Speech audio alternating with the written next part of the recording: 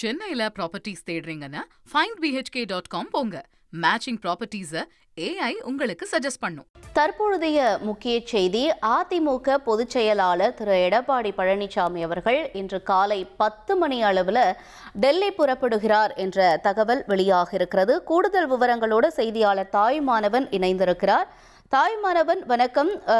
இது ஒரு முக்கியத்துவம் வாய்ந்த செய்தி இல்லையா? ஏன்னா ஏற்கனவே திரு பியூஷ் கோயல் அவர்கள் இன்னைக்கு வர இருக்கிறதா ஒரு செய்தி. இதுக்கிடையில் எடப்பாடி பழனிசாமி டெல்லி போறதாகவும் செய்தி வெளியாயிருக்கு. என்ன காரணம்? மேலும் விவரங்களை பதிவு செய்யுங்க. தமிழகத்திற்கான சட்டமன்ற தேர்தல் வருகின்ற ஏப்ரல் 23ஆம் தேதி நடைபெறும் என அறிவிக்கப்பட்டிருக்கக்கூடிய நிலையில தேசிய ஜனநாயக கூட்டணியுடைய தொகுதி பங்கீடு பேச்சுவார்த்தை என்பது இன்னமும் நிறைவு பெறாத ஒரு சூழல் இருக்கிறது. இந்த நிலையில தான் வருகின்ற மார்ச் 30ஆம் தேதி முதல் தமிழக சட்டமன்ற தேர்தலில் போட்டியிடுபவர்களுக்கான வேட்புமனு என்பது தொடங்க இருக்கிறது.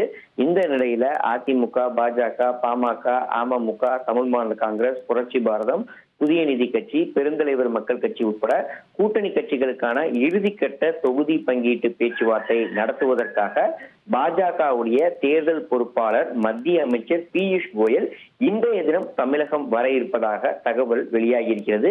நாளைய தினம் அதிமுக, பாஜக இடையே தொகுதி பங்கீடு பேச்சுவார்த்தை நிறைவு பெற்று கூட்டணி ஒப்பந்தம் என்பது கையெழுத்தாகும் என பாஜக வட்டாரத்துல தகவல் என்பது நேற்றைய தினம் வெளியிடப்பட்டிருந்த ஒரு சூழல்ல அதிமுக தரப்புல ஏற்கனவே இந்த தொகுதி பங்கீடு பேச்சுவார்த்தை நடத்துவதற்கு குழு அமைக்கப்பட்டிருந்தது.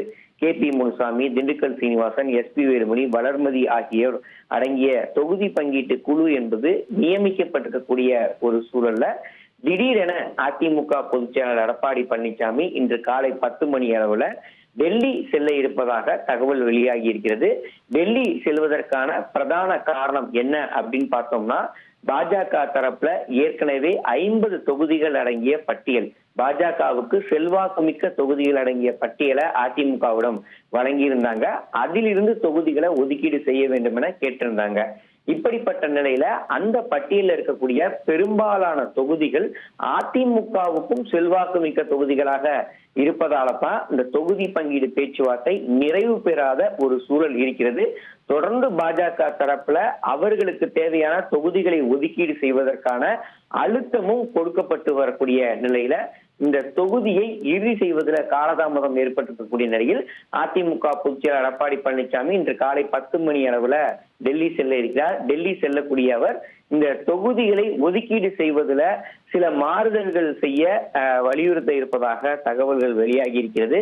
உள்துறை அமைச்சர் அமித்ஷாவை நேரில் சந்தித்து அவர் தரப்புல இருக்கக்கூடிய விஷயங்களை பேச இருப்பதாக தகவல்கள் வெளியிடப்பட்டிருக்கிறது. இதன் தொடர்ச்சியாக மத்திய அமைச்சர் பியூஷ் கோயல் இன்று மாலை தமிழகம் வர இருக்கிறார். தமிழகம் வரக்கூடிய அவர் அதிமுக பொதுச் செயலாளர் எடப்பாடி பழனிசாமி உட்பட கூட்டணி கட்சி தலைவர்களோடு ஒரு விரிவான இறுதிக்கட்ட தொகுதி பங்கீடு பேச்சுவார்த்தையை நடத்த இருக்கிறார். இதன் பிறகாகத்தான் கூட்டணி கட்சிகளுக்கு இடையே அந்த தொகுதி பங்கீடு பேச்சுவார்த்தை நிறைவு பெற்று தொகுதிகள் என்னென்ன தொகுதிகள் என்பது தொடர்பான அறிவிப்புகள் நாளை வெளியாகுவதற்கான வாய்ப்பிருப்பதாக தகவல்கள் வெளியிடப்பட்டிருக்கிறது.